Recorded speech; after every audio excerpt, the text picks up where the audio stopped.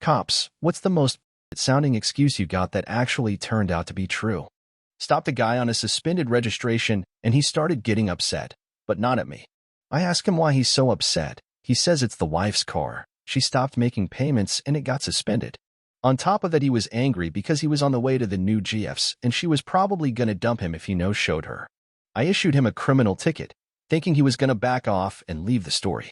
Instead, he goes, "I totally get why you gave me a ticket, but I don't want this girl to dump me. She's a smoke. Can you give me a ride there?" I say fine, but you have to introduce me, again thinking he'd back off the story.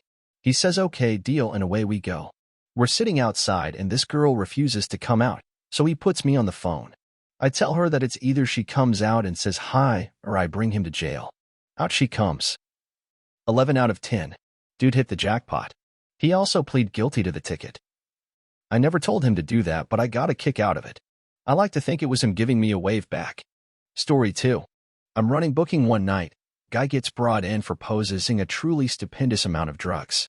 I'm talking like 2 Rubbermaid totes full of shrooms, a huge bag of weed, and enough heroin to overdose half the county.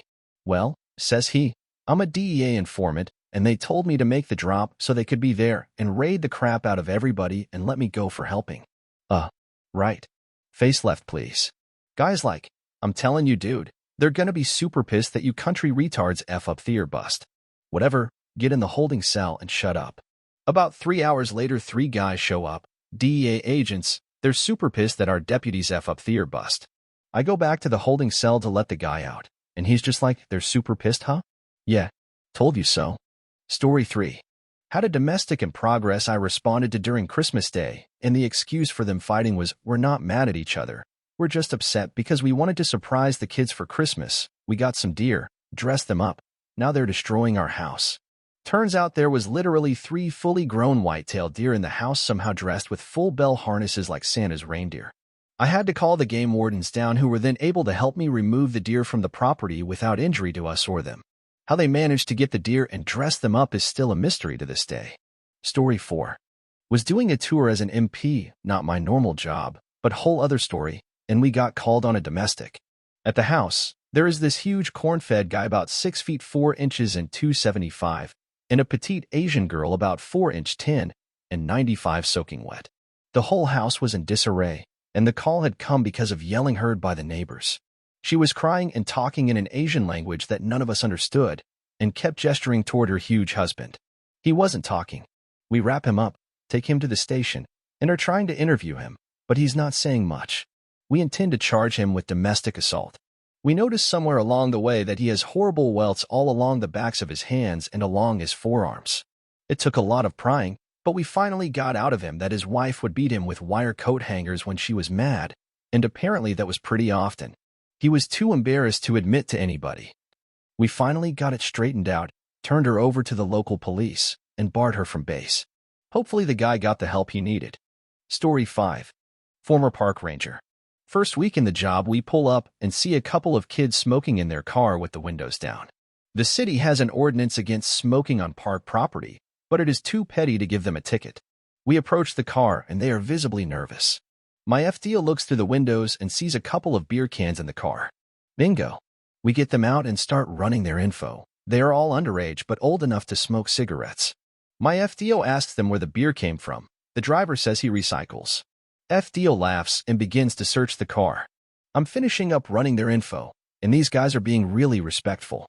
FDO finishes searching the cab and goes to open the trunk. All of a sudden I hear him bust out laughing. He is laughing so hard he can barely breathe. He waves me over to look at the trunk of the car, and it is level with crushed cans and bottles. My FDO said that he has heard that excuse for 20 years, and this is the first time it was true.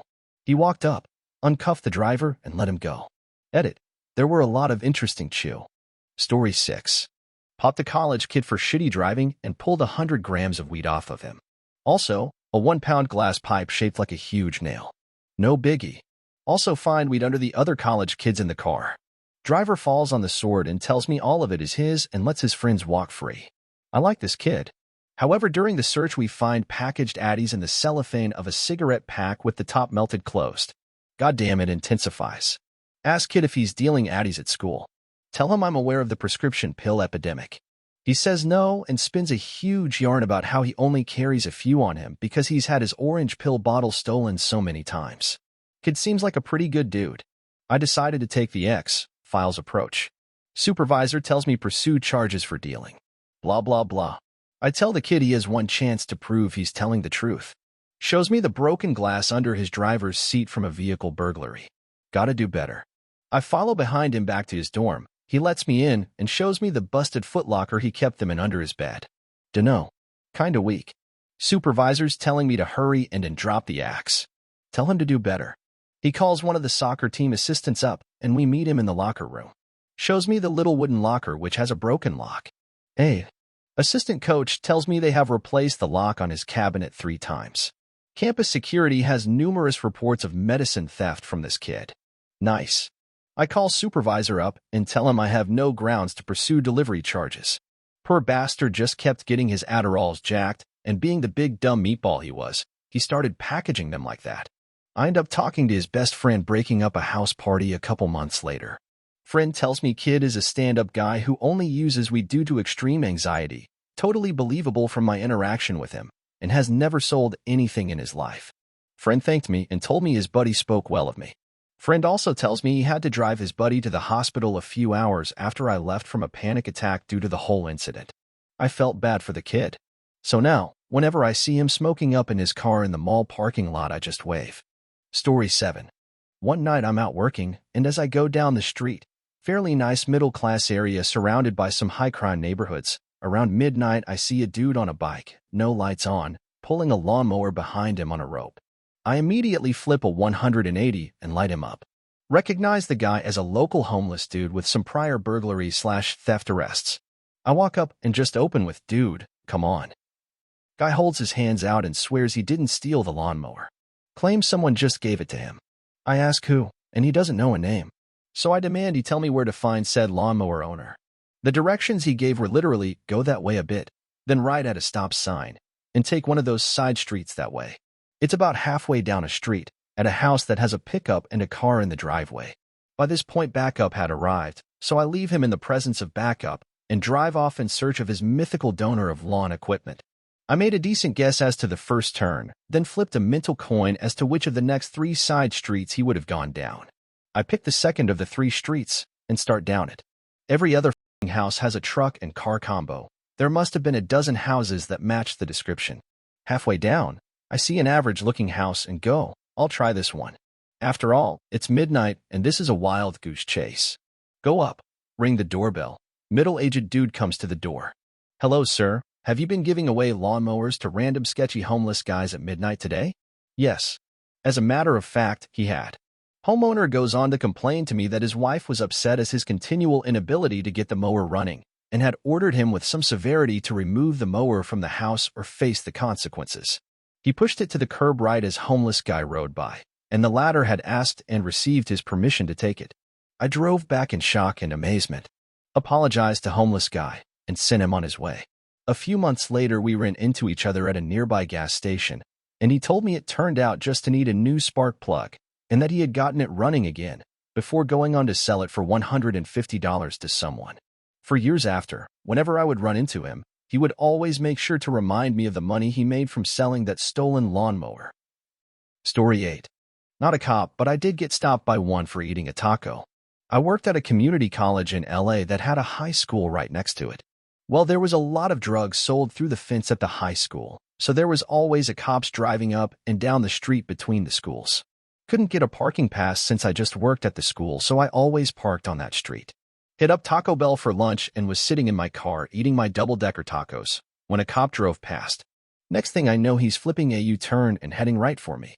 He slides to a stop driver window to driver window and yells at, "What the hell do you think you're doing?" Stunned, I just said, "Eating my lunch." Well, he isn't buying it and says I'm hiding something. I just hold up my taco and looked so confused. He burst out laughing and peeled out.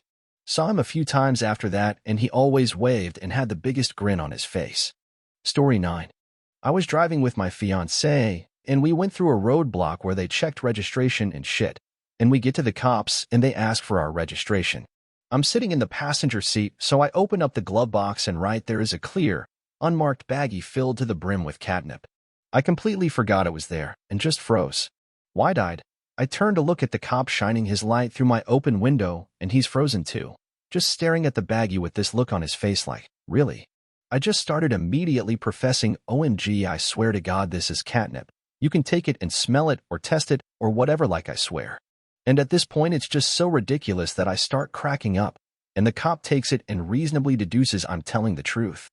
And he starts laughing and calls his partner over and tells her what happened, and they both just cackled away for a minute and sent us on our way. Story 10. My dad was a cop, and my favorite story of his goes like this. He's a young cop in a rough neighborhood. It's so late that the stoplights are flashing red, meaning treat it like a stop sign. Out of nowhere, this pink caddy goes rolling through the intersection. My dad pulls him over. A big black dude was driving. The caddy had fur interior, dice in the mirror. A real pimp car, if you know what I mean. My dad goes, "Sir, do you know you ran that light back there?" And this guy says, "Officer, I do believe I got between the flashes." My dad was laughing so hard he had to let the guy go. Story 11. I'm a deputy cop, but we work the county/unincorporated areas. Me and a few sector partners, second smallest county in the state, fourth highest population, so we have a lot of deputies in a tiny area. We're hanging out at a gas station at about 3 a.m. to get some coffee and a snack, outside chit-chatting waiting for the next call to come in. Guy pulls up in a pewter-colored Oldsmobile with a hubcap missing, hops out of the car and starts pumping gas. One of us noticed he had a gun holster on his right side but couldn't see a gun because his shirt was over it. Us being an open carry state, no big deal. However, the gun was concealed by the shirt, so we just stopped to talk with him. Explained to him that he can't conceal the gun. He said no problem, it was a mistake from him getting out of the car. Understandable.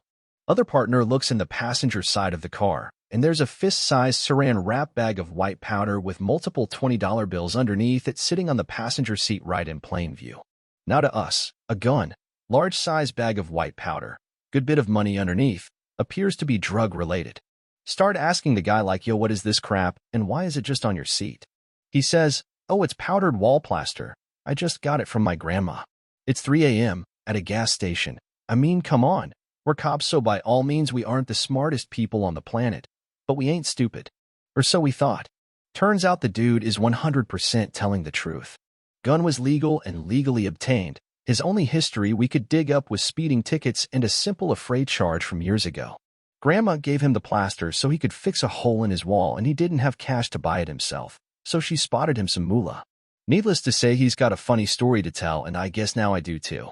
He was super understanding, and even himself said it was hilarious because it absolutely looked like pure cocaine, and it looked like a huge amount, at least for lowly street deputies.